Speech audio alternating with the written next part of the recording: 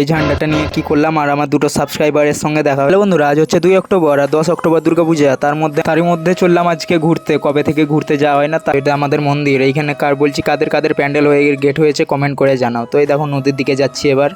নদীর দেখো এখানে ট্রেন যাচ্ছিলো, এদিকে থেমে গেলাম, তারপর এবার নদী চলে এলাম। তো আমার দুটো সাবস্ক্রাইবার ভাইয়ের সাথে দেখা হয়ে গেল, আমার সঙ্গে দেখা করলো। দেখো এটা আমার সাবস্ক্রাইবার। তো নদীর সিনটা দেখতে লাগলাম, ব্যাকগ্রাউন্ডটা খুব ভালো। আমি মুখ চোখ ধুয়ে নিলাম, মুখ চোখ ধোয়ার পর ফিটনেস লাগছে।